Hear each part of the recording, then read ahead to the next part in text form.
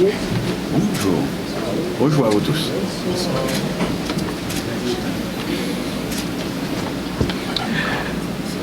Monsieur le Premier ministre,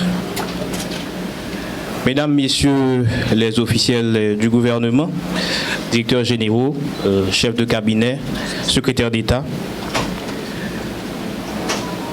je salue aussi particulièrement le ministre sortant, M. Lys Kittel.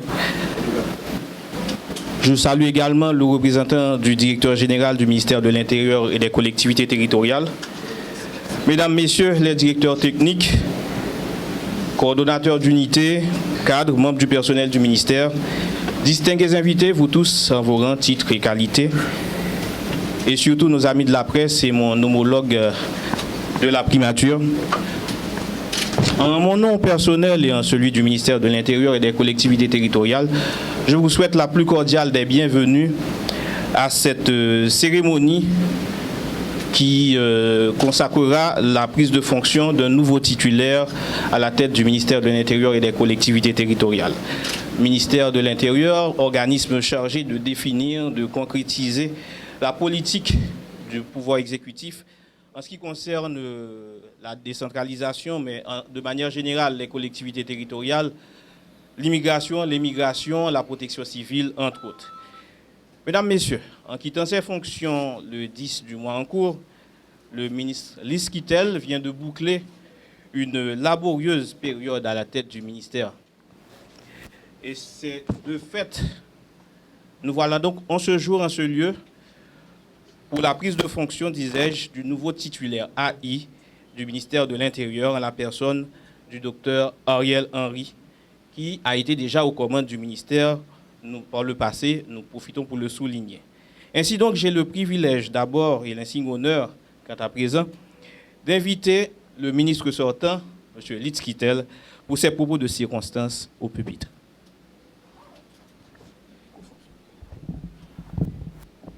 Merci.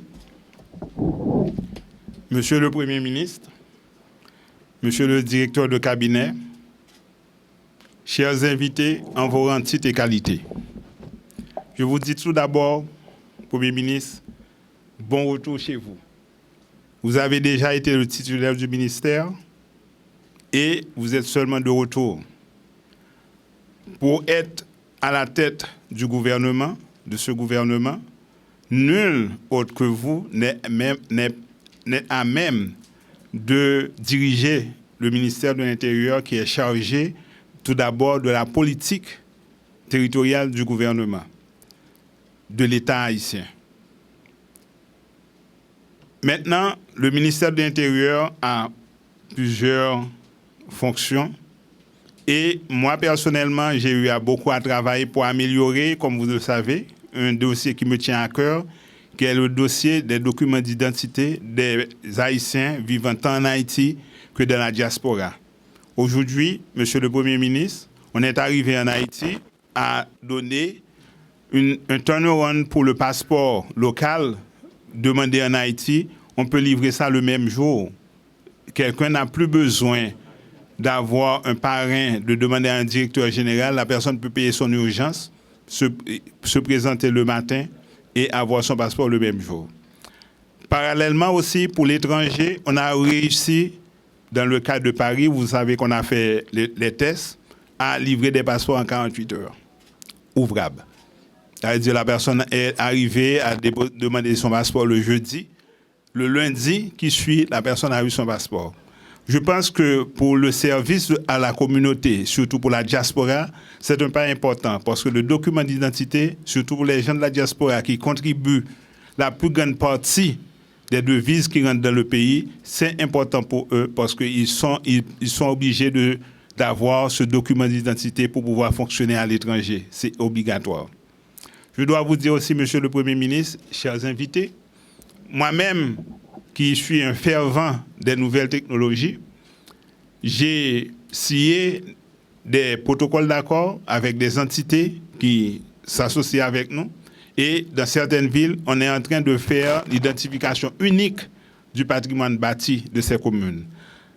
Comme on a déjà commencé aussi à informatiser le système dépôt locatif, ça veut dire le titulaire de la mairie d'une commune peut non seulement avec l'informatisation savoir quels sont les gens qui ont payé l'impôt, mais avec l'identification du patrimoine bâti, peut aussi voir quel est le budget, quelle est la potentialité de sa commune et préparer un budget en accord avec cette potentialité. Ce sont des outils de nouvelles technologies qui permettent d'assister les collectivités de façon à être plus efficaces et de façon à donner plus de services à la population. Il y a aussi le projet d'interconnexion des collectivités qui devra permettre à toutes les collectivités d'être interconnectées.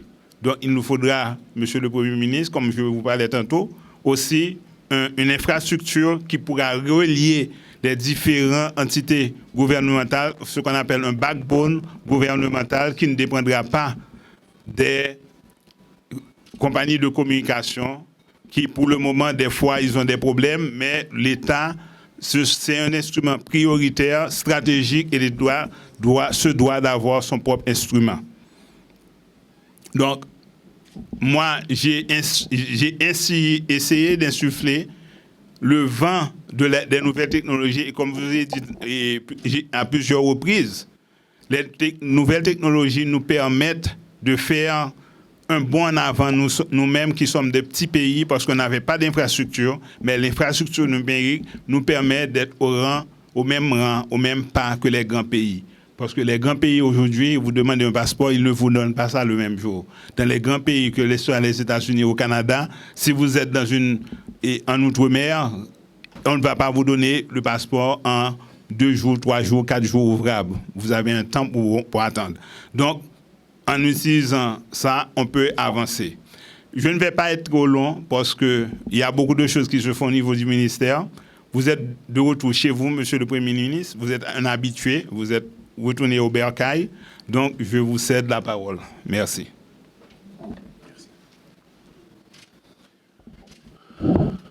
Bonsoir. Monsieur le directeur de cabinet. Monsieur le ministre sortant, Monsieur le secrétaire d'État, chers amis, c'est avec beaucoup d'émotion que je reviens dans ce ministère. J'ai gardé des amis, j'ai gardé aussi beaucoup de souvenirs. Après-midi, pour me dire, le ministre Lise Kittel, merci.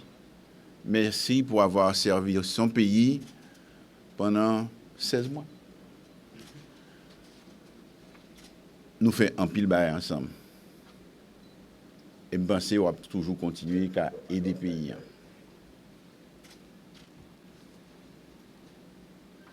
Moi, j'ai accepté pour un petit temps très court pour le ministre de l'Intérieur. Nous voulons redynamiser le ministère.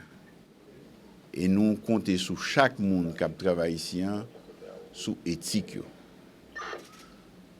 sur la puissance de travail, pour que nous ayons un pays qui est plus sûr, où nous ayons un pays des fonctionnaires qui au service de la population et à l'amélioration de cette population. Moi, je voulais dire tout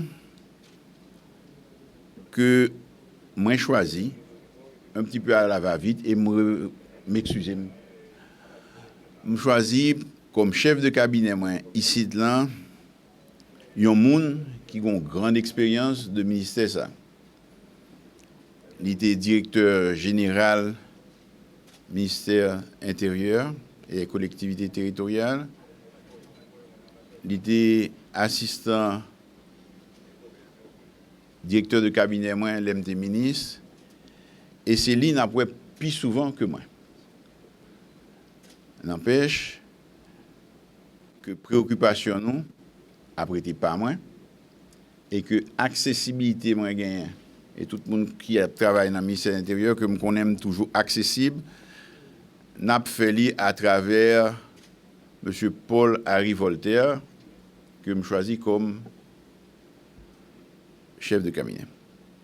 Je vais faire un long discours. On remettait nos travail. On fait que payer ouais que nous travaillons pour lui et on avance pour nous bailler service à tout le monde, quelle que soit l'origine sociale, mais quelle que soit aussi l'origine politique. Et surtout, on fait un genre pour que la transition soit faite rapidement dans l'ordre et que nous allons dans l'élection, en élection côté peuple qui a choisi librement dirigeant. Merci beaucoup et bon après-midi. Voilà. Sous vos applaudissements aussi, ce qui met un terme à la cérémonie du jour.